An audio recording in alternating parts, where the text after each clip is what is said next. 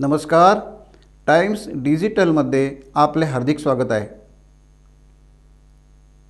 आज आपल्याला अलिबाग तालुक्यातील एक चांगली बातमी ऐकायला मिळणार आहे.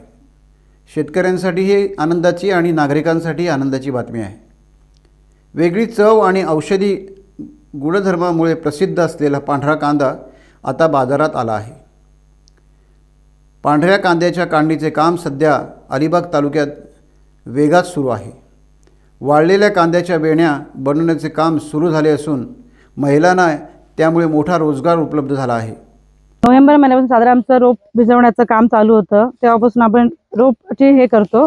रोप भिजवतो, नंतर एक 15 दिवस झाले की त्याची बेंदणी करतो. बेंदणी सुरू झाले की एक 2 महिन्यात परत महिना झाला की आम्ही कांदे लावण्याचं काम चालू करतो.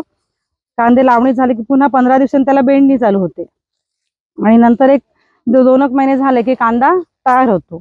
मग आम्हाला कांदे काढण्याचं काम चालू होतं. एक 15 दिवसांनी आम्ही माला बांधण्याचं हे काम चालू करतो. म्हणजे नोव्हेंबर पासून जवळजवळ मार्च एप्रिल पर्यंत आमचं हे काम चालू असतं सतत. 3 महिन्याचं असतं. हा, 3-3.5 महिने आमचे जातातच ह्या कामामध्ये.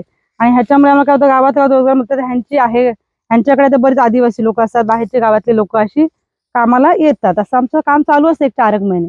त्याच्यामुळे आम्हाला काय होतं, आम्ही बदलीचं पण होतो. आम्ही आता आमचं काम असेल तर आम्ही बदलीवर जातो आणि नसेल कुठे तर मजुरीसाठी पण जातो. ह्याने आम्हाला एक रोजगाराची संधी उपलब्ध झाली. म्हणजे गावातल्या गावात लोक महिलांना संधी हे मिळते, रोजगार मिळतो ह्याच्यातून आम्हाला. व्यापारी शेतकऱ्यांच्या बांधावर येऊन कांद्याची उचल करीत आहेत आणि नवीन कांद्याला चांगला भाव देखील मिळतो आहे. अलिबाग तालुक्याच्या काही भागात अवघ्या 250 हेक्टर क्षेत्रावर पांढऱ्या कांद्याची लागवड केली जाते.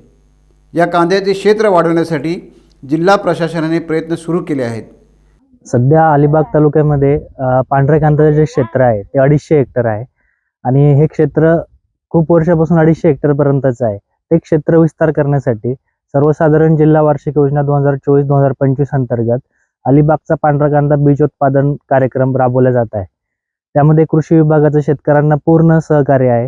हे क्षेत्र लवकरच 250 हेक्टरचं दुप्पट करून 500 हेक्टर आणि 500 हेक्टरचं 1000 हेक्टर असं करण्याचा विचार कृषी विभागाचा आणि माननीय कलेक्टर साहेब श्री किशन जावळे यांच्या सहकार्यातून हा कार्यक्रम राबवला जात आहे. सध्या जे बीजोत्पादन प्रकल्पातला जो पीक आहे ते सध्या 50% फुलोरा अवस्थामध्ये आहे. स्वतः जिल्हाधिकारी किशन जावळे यांनी पुढाकार घेत पांढऱ्या कांद्याच्या बीजोत्पादनाचा कार्यक्रम हाती घेतला आहे. त्यासाठी जिल्हा नियोजन समितीच्या माध्यमातून निधी देखील उपलब्ध करून देण्यात आला आहे. भविष्यात अलिबाग तालुक्यातील मोठे क्षेत्र पांढऱ्या कांद्यासाठी वापरले जाणार आहे. पांढऱ्या कांद्यातून शेतकऱ्यांना मोठे उत्पन्नही मिळत आहे. मी एकच तरुण वर्गाला किंवा शेतकऱ्याला सांगू शकतो, शेतीकडे जर सकारात्मक दृष्टीने बघितलं तर आपण काहीही करू शकतो. म्हणजे एक ही जी माती आपली आहे, काली माती, ती खरोखरच आई समान आहे. म्हणजे त्याच्यातून आपण कुठलंही पीक उगवू शकतो किंवा एक जर खरोखर मेहनत केली तर आज साधा शेतकरी आज एवढा रोजगार निर्मिती करू शकतो.